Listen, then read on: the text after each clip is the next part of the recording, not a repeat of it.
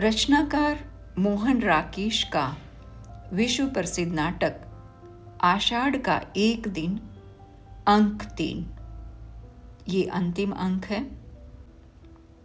कल हमने पढ़ा था आषाढ़ का एक दिन अंक 2 का ख भाग।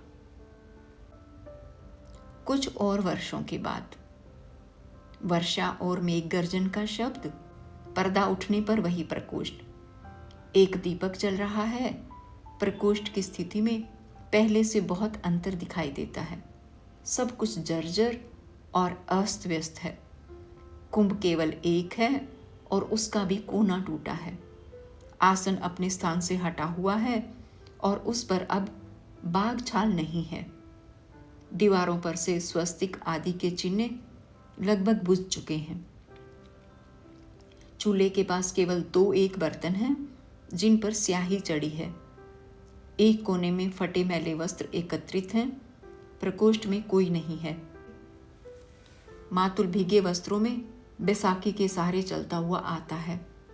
चारों ओर दृष्टि डालकर एक लंबी सांस लेता है। नकारात्मक ढंग से सिर हिलाता है और प्रकोष्ठ के बीचों बीच आ जाता है। मातुल, मलिका। मलिका का स्वर अंदर से सुनाई देता है। मलिका, कौन है? मातुल, मैं हूं मातुल। देखो वर्षा ने मातुल की क्या दुर्गति की है। सिर से और वस्त्रों से पानी निचोड़ने लगता है। मलिका अंदर से आती है। उसके वस्त्र फटे हैं। रंग पहले से काला पड़ गया है और आंखों का भाव भी विचित्र सा लगता है। उसके व्यक्तित्व में भी प्रकोष्ठ की सी जीर्णता है। किवाड़ खुलने पर अंदर का जो भाग दिखाई देता है वहां अब तल्प के स्थान पर एक टूटा पालना रखा है। मलिका बाहर आकर किवाड़ बंद कर देती है। मलिका, आ रही है मातुल, आप इस वर्षा में? मातुल, वर्षा से बचने के लिए तुम्हारे घर के सिवा कोई शरण नहीं थी। सोचा जो हो मातुल के लिए आज भी तुम वही मलिका हो। ये आषाढ़ की वर्षा तो मेरे लिए काल हो रही है। पहले जब 2 पैरों पर चल लेता था तो मैंने कभी भारी से भारी वर्षा की चिंता नहीं की, परंतु अब ये स्थिति है कि बैसाखी आगे रखता हूं तो पैर पीछे को फिसल जाता है और पैर आगे रखता हूं तो बैसाखी पीछे को फिसल जाती है। ये जानता कि राजप्रसाद में रहकर पांव तोड़ बैठूंगा तो कभी ग्राम छोड़कर वहां न जाता। अब पीछे से मेरा घर भी उन लोगों ने ऐसा कर दिया है कि कहीं पैर टिकता ही नहीं। इन चिकने शिलाखंडों से तो वह मिट्टी ही अच्छी थी जो पैर को पकड़ती तो थी। मैं तो अब घर के रहते बेघर हो रहा हूं। न बाहर रहते बनता है न अंदर। उन श्वेत शिलाखंडों के दर्शन से ही मुझे प्रासाद का स्मरण हो आता है जहां रहकर एक पांव तोड़ आया हूं। मलिका, खड़े रहने में कष्ट होगा, आसन ले लीजिए। मातुल आसन के पास जाकर बैसाखी रख देता है और जमकर बैठ जाता है। मातुल, मुझसे कोई पूछे तो मैं कहूंगा कि राजप्रसाद में रहने से अधिक कष्टकर स्थिति संसार में हो ही नहीं सकती। आप आगे देखते हैं तो प्रतिहारी जा रहे हैं, पीछे देखते हैं तो प्रतिहारी आ रहे हैं। सच कहता हूं, मुझे कभी पता ही नहीं चल पाया कि प्रतिहारी मेरे पीछे चल रहे हैं या मैं प्रतिहारियों के पीछे चल रहा हूं। और इससे भी कष्टकर स्थिति ये थी कि जिन व्यक्तियों को देखकर मेरा आदर से सिर झुकाने को मन करता था वे मेरे सामने सिर झुका देते थे। मेरे सामने। हाथ से अपनी ओर संकेत करता है। बताओ मातुल में ऐसा क्या है जिसके आगे कोई सिर झुकाएगा? मातुल न देवी है, न देवता, न पंडित है, न राजा है, और फिर क्यों कोई सिर झुकाकर मातुल की वंदना करे? परंतु नहीं, लोग मातुल की तो क्या, मातुल के शरीर से उतरे वस्त्रों तक की वंदना करने को प्रस्तुत थे। और मैं बार बार अपने को छू कर देखता था कि मेरा शरीर हाड़ मांस का ही है या चिकने पत्थर का हो गया है, जैसे मंदिरों में देवी देवताओं का होता है। यहां आकर सबसे बड़ा सुख यही है कि न कोई झुककर मेरी वंदना करता है, ना ही मुझे भ्रम होता है कि मैं आगे चल रहा हूं या प्रतिहारी आगे चल रहे हैं। केवल ये वर्षा मुझसे नहीं सही जाती। मल्लिका, वस्त्र सुखाने के लिए आग जला दूं? मातुल चूल्हे की ओर देखता है, फिर चारों ओर दृष्टि डालता है। मातुल, तुमने घर की क्या अवस्था कर रखी है?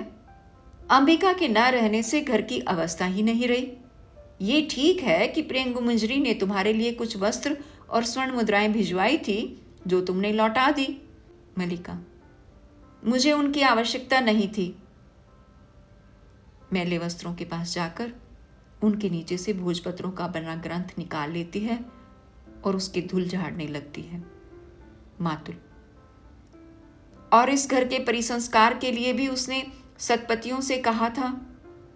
मल्लिका, मैंने किसी परिसंस्कार की आवश्यकता नहीं समझी। ग्रंथ रखने के लिए इधर उधर स्थान देखती है, फिर उसे मातुल के पास आसन पर रख देती है। आग जला दूं? मातुल, नहीं, वर्षा थम रही है। बैसाखी लिए हुए झरोखे के पास चला जाता है। हल्की हल्की बूंदें हैं, किसी तरह घिसटता हुआ घर पहुंच जाऊं तो वहीं वस्त्र सुखाऊंगा। कहीं फिर धरासार बरसने लगा तो बस। झरोखे से हटकर मल्लिका के पास आ जाता है। तुमने कश्मीर का कुछ समाचार सुना है? मल्लिका गंभीर और स्थिर दृष्टि से उसकी ओर देखती रहती है। मल्लिका, मैं हर समय घर में ही रहती हूं, कहीं का भी समाचार कैसे सुन सकती हूं? मातुल, मैंने सुना है, विश्वास नहीं होता, परंतु होता भी है। राजनीति में कुछ भी असंभव नहीं है। जितना संभव है कि ऐसा ना हो, उतना ही संभव है कि ऐसा हो, और यह भी संभव है कि जो हो वह ना हो। मल्लिका अप्रतिभ सी उसकी ओर देखती रहती है। मल्लिका, परंतु समाचार क्या है? मातुल, समाचार ये है कि सम्राट का निधन हो गया है। कश्मीर में विद्रोही शक्तियां सिर उठा रही हैं। वहीं से आए एक आहत सैनिक का कहना है कि कालिदास ने कश्मीर छोड़ दिया है। मल्लिका, उन्होंने कश्मीर छोड़ दिया है? वैसे ही अप्रतिभ सी आसन पर बैठ जाती है। और अब पुनः उज्जैनी चले गए हैं? मातुल, नहीं, उज्जैनी नहीं गया। वहां के लोगों का तो कहना है कि उसने संन्यास ले लिया है और काशी चला गया है, परंतु मुझे विश्वास नहीं होता। उसका राजधानी में इतना मान है, यदि कश्मीर में रहना संभव नहीं था तो उसे सीधे राजधानी चले जाना चाहिए था, परंतु असंभव भी नहीं है। एक राजनीतिक जीवन, दूसरे कालिदास। मैं आज तक दोनों में से किसी की भी धुरी नहीं पहचान पाया। मैं समझता हूं कि जो कुछ मैं समझ पाता हूं, सत्य सदा उसके विपरीत होता है, और मैं जब तक विपरीत तक पहुंचने लगता हूं तो सत्य उस विपरीत से विपरीत हो जाता है। अतः मैं जो कुछ समझ पाता हूं वह सदा झूठ होता है। इससे अब तुम निष्कर्ष निकाल लो कि सत्य क्या हो सकता है, कि उसने संन्यास ले लिया है या नहीं लिया। मैं समझता हूं कि उसने संन्यास नहीं लिया, इसलिए सत्य यही होना चाहिए कि उसने संन्यास ले लिया है और काशी चला गया है। मल्लिका आसन से ग्रंथ उठाकर वक्ष से लगा लेती है। मल्लिका, नहीं, ये सत्य नहीं हो सकता। मेरा हृदय इसे स्वीकार नहीं करता। मातुल, मैंने तुमसे क्या कहा था कि जो मैं कहूंगा वह कभी सत्य नहीं हो सकता, इसलिए मैं कुछ नहीं कहता। वह काशी गया है तो भी मैं झूठा हूं, नहीं गया तो भी झूठा हूं, तो ये तो ठीक है। बैसाखी पटकता हुआ चला जाता है। मल्लिका गुमसुम सी आसन पर बैठी रहती है। मल्लिका, नहीं, तुम काशी नहीं गए, तुमने संन्यास नहीं लिया। मैंने इसलिए तुमसे यहां से जाने के लिए नहीं कहा था। मैंने इसलिए भी नहीं कहा था कि तुम जाकर कहीं का शासनभार संभालो। फिर भी जब तुमने ऐसा किया, मैंने तुम्हें शुभकामनाएं दी, यद्यपि प्रत्यक्ष तुमने वे शुभकामनाएं ग्रहण नहीं की। ग्रंथ को हाथों में लिए जैसे अभियोगपूर्ण दृष्टि से उसे देखती है। मैं यद्यपि तुम्हारे जीवन में नहीं रही, परंतु तुम मेरे जीवन में सदा बने रहे हो। मैंने कभी तुम्हें अपने से दूर नहीं होने दिया। तुम रचना करते रहे और मैं समझती रही कि मैं सार्थक हूँ, मेरे जीवन की भी कुछ उपलब्धि है। ग्रंथ घुटनों पर रख लेती है। और आज तुम मेरे जीवन को इस तरह निरर्थक कर दोगे? ग्रंथ को आसन पर रखकर उद्विग्न दृष्टि से उसकी ओर देखती रहती है। तुम जीवन से तटस्थ हो सकते हो, परंतु मैं तो अब तटस्थ नहीं हो सकती। क्या जीवन को तुम मेरी दृष्टि से देख सकते हो? जानते हो मेरे जीवन के ये वर्ष कैसे व्यतीत हुए हैं? मैंने क्या क्या देखा है, क्या से क्या हुई हूं। उठकर अंदर का किवाड़ खोल देती है और पालने की ओर संकेत करती है। इस जीव को देखते हो, पहचान सकते हो? ये मलिका है जो धीरे धीरे बड़ी हो रही है और माँ के स्थान पर अब मैं इसकी देखभाल करती हूँ। ये मेरे अभाव की संतान है। जो भाव तुम थे वह दूसरा नहीं हो सका, परंतु अभाव के कोष्ठ में किसी दूसरे की जाने कितनी कितनी आकृतियां हैं। जानते हो, मैंने अपना नाम खोकर एक विशेषण उपार्जित किया है और अब मैं अपनी दृष्टि में नाम नहीं केवल विशेषण हूं। किवाड़ बंद करके आसन की ओर लौट पड़ती है। व्यवसायी कहते थे, उज्जैनी में अपवाद है। तुम्हारा बहुत सा समय वारंगणाओं के सहवास में व्यतीत होता है, परंतु तुमने वारंगणाओं का ये रूप भी देखा है। आज तुम मुझे पहचान सकते हो। मैं आज भी उसी तरह पर्वत शिखर पर जाकर मेघमालाओं को देखती हूँ, उसी तरह ऋतु संहार और मेघदूत की पंक्तियां पढ़ती हूँ। मैंने अपने भाव के कोष्ठ को रिक्त नहीं होने दिया, परंतु मेरे अभाव की पीड़ा का अनुमान लगा सकते हो? कोहनियां आसन पर रखकर बैठ जाती है और ग्रंथ हाथों में उठा लेती है। नहीं, तुम अनुमान नहीं लगा सकते। तुमने लिखा था कि एक दोष गुणों के समूह में उसी तरह छिप जाता है जैसे चांद की किरणों में कलंक, परंतु दारिद्र्य नहीं छिपता, 100 गुणों में भी नहीं छिपता।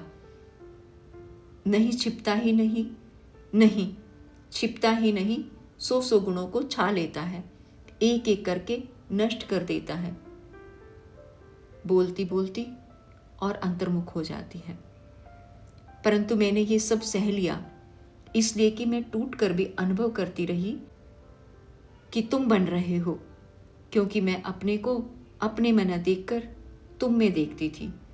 और आज ये सुन रही हूं कि तुम सब छोड़कर संन्यास ले रहे हो, तटस्थ हो रहे हो, उदासीन। मुझे मेरी सत्ता के बोध से इस तरह वंचित कर दोगे? बिजली कौंधती है और मेघ गर्जन सुनाई देता है। वही आषाढ़ का दिन है, उसी तरह मेघ गरज रहे हैं, वैसे ही वर्षा हो रही है। वही मैं हूं, उसी घर में हूं, किंतु पुनः बिजली कौंधती है, मेघ गर्जन सुनाई देता है और ड्योढ़ी का द्वार धीरे धीरे खुलता है। कालिदास शत विकसित सा द्वार खोलकर ड्योढ़ी में ही खड़ा रहता है। मलिका किवाड़ खुलने के शब्द से उधर देखती है और सहसा उठ खड़ी होती है। कालिदास अंदर आता है, मलिका जड़ सी उसे देखती रहती है। कालिदास, संभवतः पहचानती नहीं हो? मलिका उसी तरह देखती रहती है।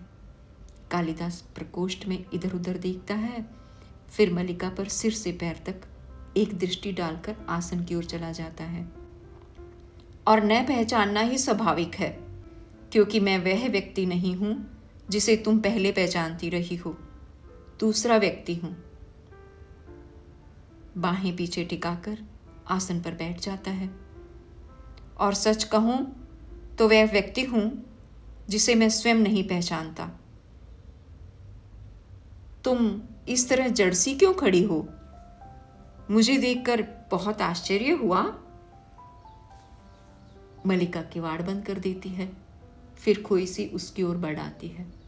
मलिका, आश्चर्य?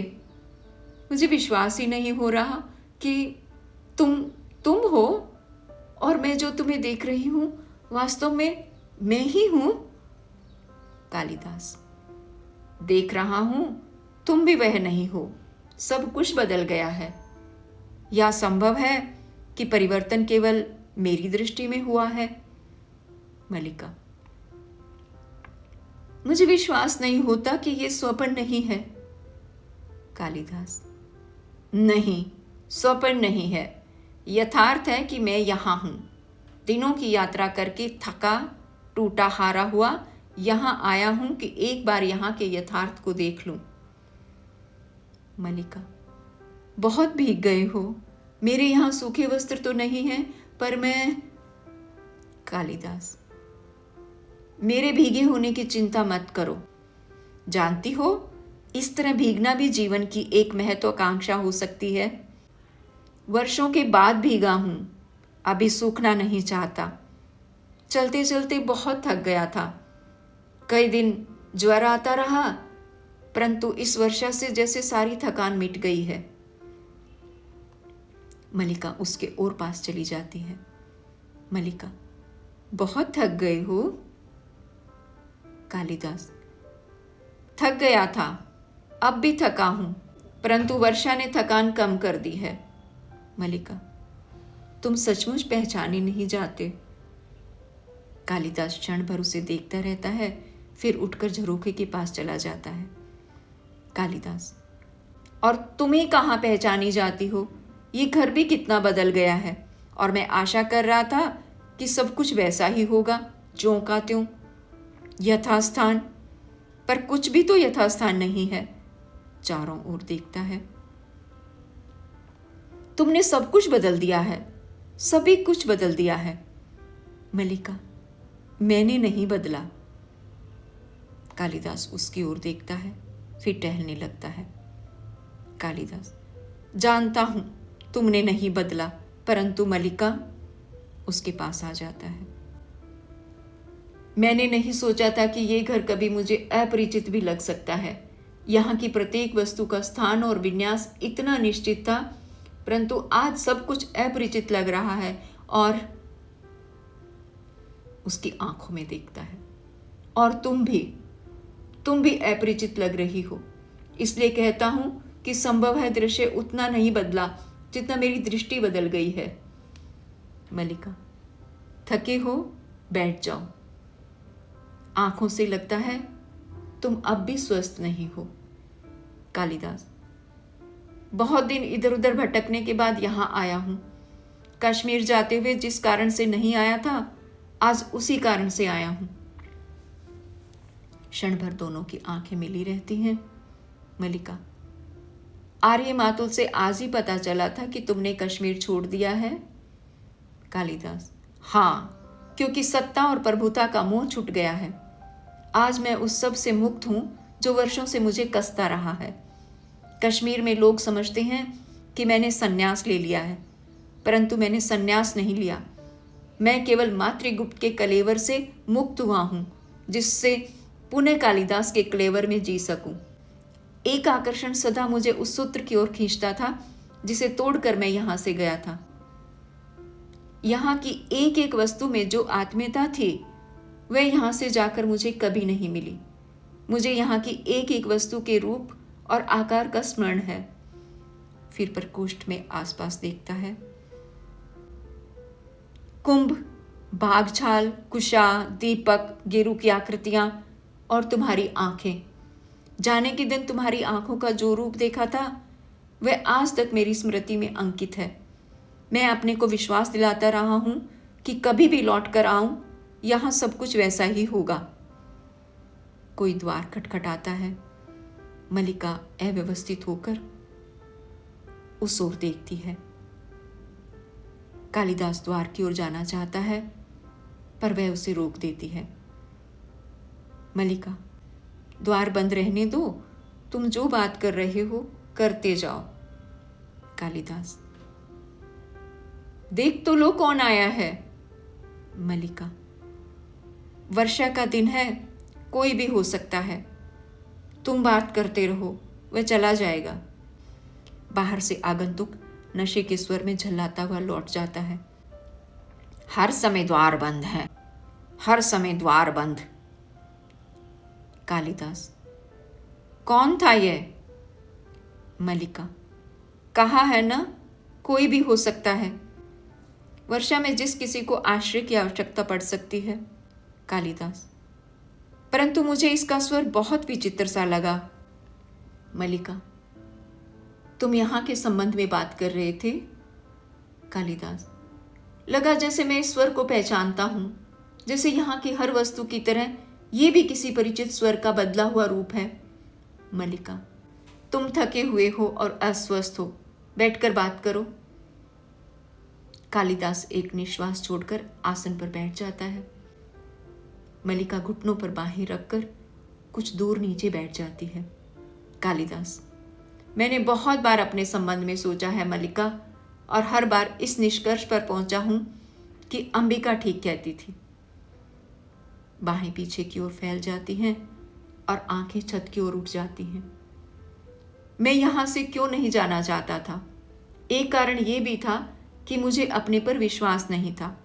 मैं नहीं जानता था कि अभाव और भर्त्सना का जीवन व्यतीत करने के बाद प्रतिष्ठा और सम्मान के वातावरण में जाकर मैं कैसा अनुभव करूंगा। मन में कहीं आशंका थी कि वह वातावरण मुझे छा लेगा और मेरे जीवन की दिशा बदल देगा, और ये आशंका निराधार नहीं थी। आंखें मलिका की ओर झुकाती हैं। तुम्हें बहुत आश्चर्य हुआ था कि मैं कश्मीर का शासन संभालने जा रहा हूं। तुम्हें यह बहुत अस्वाभाविक लगा होगा, परंतु मुझे इसमें कुछ भी अस्वाभाविक प्रतीत नहीं होता। अभावपूर्ण जीवन की वह एक स्वाभाविक प्रतिक्रिया थी। संभवतः उसमें कहीं उन सब से प्रतिशोध लेने की भावना भी थी जिन्होंने जब तब मेरी भर्त्सना की थी, मेरा उपहास उड़ाया था। होंठ काट कर उठ पड़ता है और झरोखे के पास चला जाता है। परंतु मैं ये भी जानता था कि मैं सुखी नहीं हो सकता। मैंने बार बार अपने को विश्वास दिलाना चाहा कि कमी उस वातावरण में नहीं, मुझ में है। मैं अपने को बदल लूं तो सुखी हो सकता हूं, परंतु ऐसा नहीं हुआ। ना तो मैं बदल सका, न सुखी हो सका। अधिकार मिला, सम्मान बहुत मिला। जो कुछ मैंने लिखा उसकी प्रतिलिपियां देश भर में पहुंच गई, परंतु मैं सुखी नहीं हुआ। किसी और के लिए वह वातावरण और जीवन स्वाभाविक हो सकता था, मेरे लिए नहीं था। एक राज्य अधिकारी का कार्यक्षेत्र मेरे कार्यक्षेत्र से भिन्न था। मुझे बार बार अनुभव होता कि मैंने प्रभुता और सुविधा के मोह में पड़कर उस क्षेत्र में अनधिकार प्रवेश किया है, और जिस विशाल में मुझे रहना चाहिए था उससे दूर हटाया हूं। जब भी मेरी आंखें दूर तक फैली क्षितिज रेखा पर पड़ती, तभी ये अनुभूति मुझे सालती कि मैं उस विशाल से दूर हटाया हूं। मैं अपने को आश्वासन देता कि आज नहीं तो कल मैं परिस्थितियों पर वश पा लूंगा और समान रूप से दोनों क्षेत्रों में अपने को बांट दूंगा, परंतु मैं स्वयं ही परिस्थितियों के हाथों बनता और चालित होता रहा। जिस कल की मुझे प्रतीक्षा थी वह कल कभी नहीं आया, और मैं धीरे धीरे खंडित होता गया, और एक दिन मैंने पाया कि मैं सर्वथा टूट गया हूँ। मैं वह व्यक्ति नहीं हूँ जिसका उस विशाल के साथ कुछ भी संबंध था। क्षण भर वह चुप रहता है, फिर टहलने लगता है। कश्मीर जाते हुए मैं यहाँ से होकर नहीं जाना चाहता था। मुझे लगता था कि ये प्रदेश, यहाँ की पर्वत श्रृंखलाएं और उत्पत्तिकाएं मेरे सामने एक मूक प्रश्न का रूप ले लेंगी। फिर भी लोभ का संवरण नहीं हुआ, परंतु उस बार यहाँ आकर मैं सुखी नहीं हुआ। मुझे अपने से वितृष्णा हुई, उनसे भी वितृष्णा हुई जिन्होंने मेरे आने के दिन को उत्सव की तरह माना। तब पहली बार मेरा मन मुक्ति के लिए व्याकुल हुआ था, परंतु उस समय मुक्त होना संभव नहीं था। मैं तब तुमसे मिलने के लिए नहीं आया क्योंकि भय था तुम्हारी आंखें मेरे अस्थिर मन को और अस्थिर कर देंगी। मैं इससे बचना चाहता था। उसका कुछ भी परिणाम हो सकता था। मैं जानता था तुम पर उसकी क्या प्रतिक्रिया होगी, दूसरे तुमसे क्या कहेंगे। फिर भी उस संबंध में निश्चित था कि तुम्हारे मन में कोई वैसा भाव नहीं आएगा, और मैं ये आशा लिए हुए चला गया कि एक कल ऐसा आएगा जब मैं तुमसे ये सब कह सकूंगा और तुम्हें अपने मन के द्वंद्व का विश्वास दिला सकूंगा। ये नहीं सोचा कि द्वंद्व एक ही व्यक्ति तक सीमित नहीं होता, परिवर्तन एक ही दिशा को व्याप्त नहीं करता। इसलिए आज यहाँ आकर बहुत व्यर्थता का बोध हो रहा है। फिर झरोखे के पास चला जाता है। लोग सोचते हैं मैंने उस जीवन और वातावरण में रहकर बहुत कुछ लिखा है, परंतु मैं जानता हूँ कि मैंने वहाँ रहकर कुछ नहीं लिखा। जो कुछ लिखा है वह यहाँ के जीवन का ही संचय था। कुमार संभव की पृष्ठभूमि ये हिमालय है और तपस्विनी उमा तुम हो। मेघदूत के यक्ष की पीड़ा मेरी पीड़ा है और विरह विमर्दिता यक्षिणी तुम हो। यद्यपि मैंने स्वयं यहाँ होने और तुम्हें नगर में देखने की कल्पना की, अभिज्ञान शाकुंतलम में शकुंतला के रूप में तुम्हें मेरे सामने थी। मैंने जब जब लिखने का प्रयत्न किया, तुम्हारे और अपने जीवन के इतिहास को फिर दोहराया, और जब उससे हट कर लिखना चाहा तो रचना प्राणवान नहीं हुई। रघुवंश में अज का विलाप मेरी ही वेदना की अभिव्यक्ति है। और मल्लिका दोनों हाथों में मुंह छिपा लेती है। कालिदास सहसा बोलते बोलते रुक जाता है और क्षण भर उसकी ओर देखता रहता है। चाहता था तुम ये सब पढ़ पाती, परंतु सूत्र कुछ इस रूप में टूटा था कि मल्लिका मुंह से हाथ हटाकर नकारात्मक भाव से सिर हिलाती है। मल्लिका, वह सूत्र कभी नहीं टूटा। उठकर वस्त्र में लिपटे पन्ने कोने से उठा लाती है और कालिदास के हाथों में रख देती है। कालिदास पन्ने पलटकर देखता है। कालिदास, मेघदूत तुम्हारे पास? मेघदूत की प्रतिलिपि कैसे पहुंच गई? मल्लिका, मेरे पास तुम्हारी सब रचनाएं हैं। रघुवंश और शाकुंतलम की प्रीतियां कुछ ही मास पहले मुझे मिल पाई हैं। कालिदास, तुम्हारे पास मेरी सब रचनाएं हैं, परंतु वे यहां कैसे उपलब्ध हुई? क्या? मल्लिका, उज्जैनी के व्यवसायी कभी कभी इस मार्ग से होकर भी जाते हैं। कालिदास, और उनके पास ये प्रतिलिपियां मिल जाती हैं? मल्लिका, मैंने कहकर मंगवाई थी। वर्ष 2 वर्ष में कहीं एक प्रतिलिपि मिल पाती थी। कालिदास, और इनके लिए धन? मल्लिका, वर्ष 2 वर्ष में एक प्रति मिल पाती थी। धन एकत्रित करने के लिए बहुत समय रहता था। कालिदास सिर झुकाए आसन पर आ बैठता है। कालिदास, जो अभाव वर्षों से मुझे सालते रहे हैं वे आज और बड़े प्रतीत होते हैं। मल्लिका, मुझे वर्षों पहले यहाँ लौट आना चाहिए था, ताकि यहाँ वर्षा में भीग कर लिखता वह सब जो मैं अब तक नहीं लिख पाया और जो आषाढ़ के मेघों की तरह वर्षों से मेरे अंदर घुमड़ रहा है। निश्वास छोड़कर आसन पर रखे ग्रंथों को उठा लेता है और उसके पन्ने पलटने लगता है।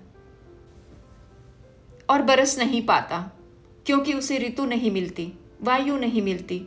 ये कौन सी रचना है? ये तो केवल कोरे पृष्ठ हैं। मल्लिका, ये पन्ने अपने हाथों से बनाकर सिए थे। सोचा था तुम राजधानी से आओगे तो मैं तुम्हें ये भेंट दूंगी। कहूंगी कि इन पृष्ठों पर अपने सबसे बड़े महाकाव्य की रचना करना, परंतु उस बार तुम आकर भी नहीं आए और ये भेंट यहीं पड़ी रही। अब तो ये पन्ने टूटने भी लगे हैं और मुझे कहते संकोच होता है कि ये तुम्हारी रचना के लिए हैं। कालिदास पन्ने पलटता जाता है। कालिदास, तुमने ये पृष्ठ अपने हाथों से बनाए थे कि इन पर मैं एक महाकाव्य की रचना करूं? पन्ने पलटते हुए एक स्थान पर रुक जाता है। स्थान स्थान पर इन पर पानी की बूंदें पड़ी हैं, जो निसंदेह वर्षा की बूंदें नहीं हैं। लगता है तुमने अपनी आंखों से इन कोरे पृष्ठों पर बहुत कुछ लिखा है, और आंखों से ही नहीं, स्थान स्थान पर ये पृष्ठ स्वेद कणों से भी मैले हुए हैं। स्थान स्थान पर फूलों की सूखी पत्तियों ने अपने रंग इन पर छोड़ दिए हैं। कई स्थानों पर तुम्हारे नखों ने इन्हें छीला है, तुम्हारे दांतों ने इन्हें काटा है, और इसके अतिरिक्त ये ग्रीष्म की धूप के हल्के हल्के रंग, हेमंत की पत्रधूलि और इस घर की सीलन, ये पृष्ठ अब कोरे कहाँ हैं? मल्लिका, इन पर एक महाकाव्य की रचना हो चुकी है, अनंत सर्गों के एक महाकाव्य की। ग्रंथ रख देता है। इन पृष्ठों पर अब नया कुछ क्या लिखा जा सकता है? उठकर झरोखे के पास चला जाता है, कुछ क्षण बाहर देखता रहता है, फिर मल्लिका की ओर मुड़ आता है। परंतु इससे आगे भी तो जीवन शेष है, हम फिर अर्थ से आरंभ कर सकते हैं। अंदर से बच्ची के कुनमुनाने और रोने का शब्द सुनाई देता है। मल्लिका सहसा उठकर उद्विग्न भाव से उस ओर चल देती है। कालिदास हतप्रभ सा उसे जाते देखता है। कालिदास, मलिका। मलिका रुक कर उसकी ओर देखती है। कालिदास, किसके रोने का शब्द है यह? मलिका, ये मेरा वर्तमान है।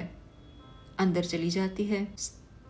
कालिदास स्तंभित सा प्रकोष्ठ के बीचों बीच आ जाता है। कालिदास, तुम्हारा वर्तमान? कोई द्वार खटखटाता है, फिर पैर की चोट से द्वार अपने आप खुल जाता है।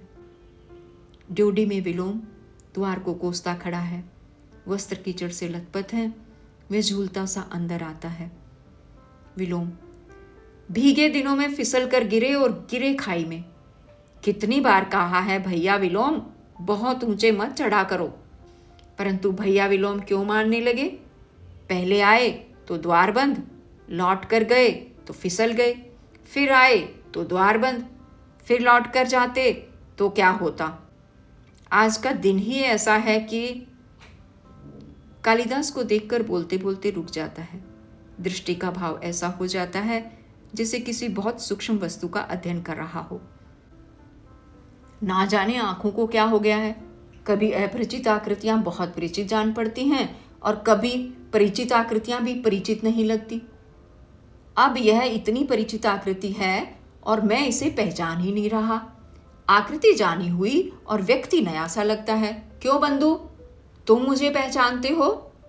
मलिका अंदर से आती है और विलोम को देखकर द्वार के पास जड़ हो जाती है। कालिदास, आकृति बहुत बदल गई है, परंतु व्यक्ति आज भी वही है। विलोम, स्वर भी परिचित है और शब्द भी। आंखें स्थिर करके देखने का प्रयत्न करता है, फिर सहसा हंस उठता है। तो तुम हो तुम।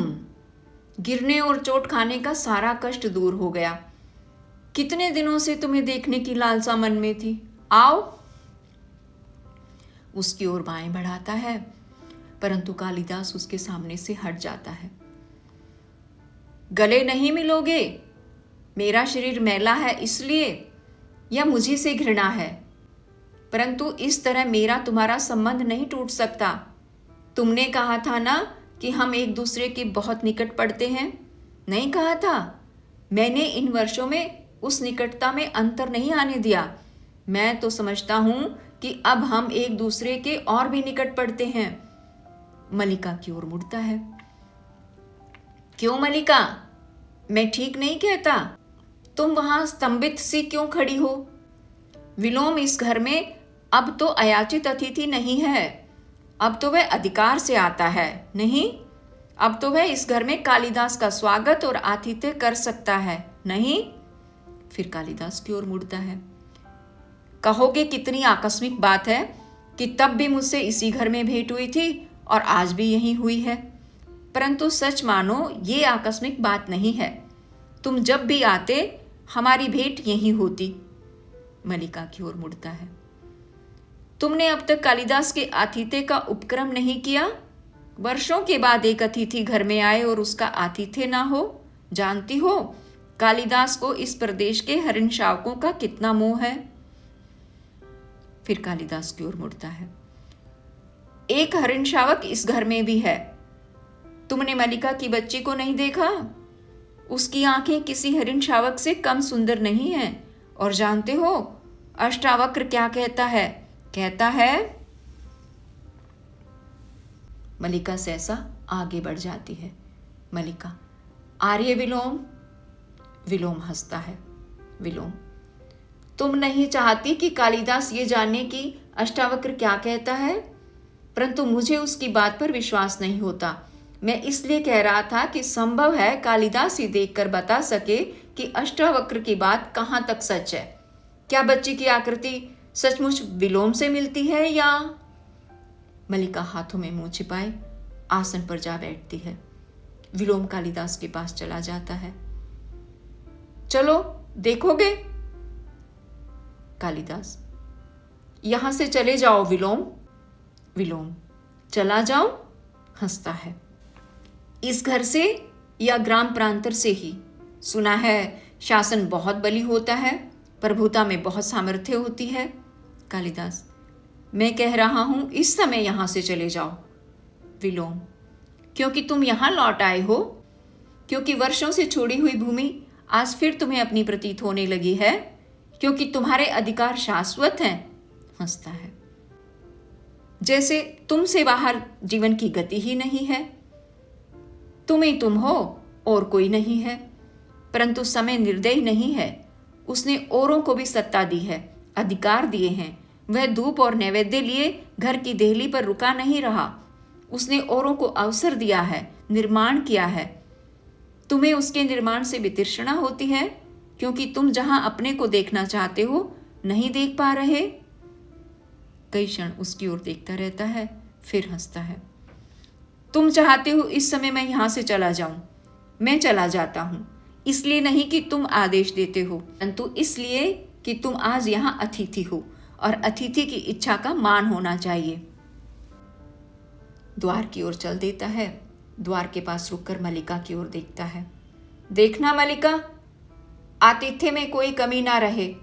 जो अतिथि वर्षों में एक बार आया है, वह आगे जाने कभी आएगा या नहीं। अर्थपूर्ण दृष्टि से दोनों की ओर देखता है और चला जाता है। मल्लिका मुंह से हाथ हटाकर कालिदास की ओर देखती है।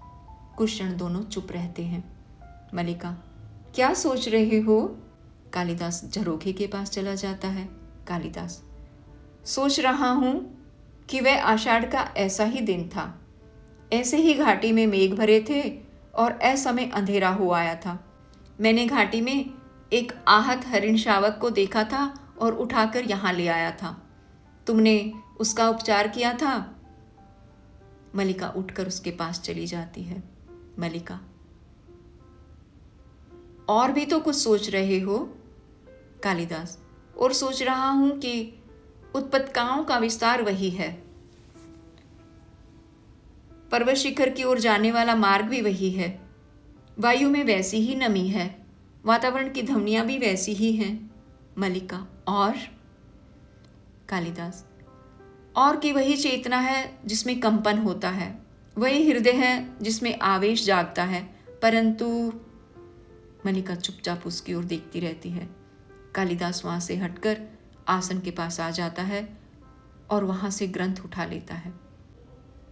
परंतु ये कोरे पृष्ठों का महाकाव्य तब नहीं लिखा गया था। मल्लिका, तुम कह रहे थे कि तुम फिर अथ से आरंभ करना चाहते हो। कालिदास निश्वास छोड़ता है। कालिदास, मैंने कहा था मैं अथ से आरंभ करना चाहता हूं। यह संभवतः इच्छा का समय के साथ द्वंद्व था, परंतु देख रहा हूं कि समय अधिक शक्तिशाली है, क्योंकि मल्लिका, क्योंकि फिर अंदर से बच्ची के रोने का शब्द सुनाई देता है। मल्लिका झट से अंदर चली जाती है। कालिदास ग्रंथ आसन पर रखता हुआ जैसे अपने को उत्तर देता है। कालिदास, क्योंकि वह प्रतीक्षा नहीं करता। बिजली चमकती है और मेघ गर्जन सुनाई देता है। कालिदास एक बार चारों ओर देखता है, फिर झरोखे के पास चला जाता है। वर्षा पड़ने लगती है। वह झरोखे के पास आकर ग्रंथ को एक बार फिर उठाकर देखता है और रख देता है। फिर एक दृष्टि अंदर की ओर डालकर ड्योढ़ी में चला जाता है। क्षण भर सोचता सा वहां रुका रहता है। फिर बाहर से दोनों किवाड़ मिला देता है। वर्षा और मेघ गर्जन का शब्द बढ़ जाता है। कुछ क्षणों के बाद मल्लिका बच्ची को वक्ष से सटाए अंदर आती है और कालिदास को न देखकर दौड़ती सी झरोखे के पास चली जाती है। मल्लिका, कालिदास! उसी तरह झरोखे के पास आकर ड्योढ़ी के किवाड़ खोल देती है। कालिदास! पैर बाहर की ओर बढ़ने लगते हैं, परंतु बच्ची को बाहों में देखकर जैसे वहीं जकड़ जाती है। फिर टूटी सी आकर आसन पर बैठ जाती है और बच्ची को और साथ सटाकर रोती हुई उसे चूमने लगती है। बिजली बार बार चमकती है और मेघ गर्जन सुनाई देता रहता है। पर्दा गिरता है। आषाढ़ का एक दिन नाटक समाप्त।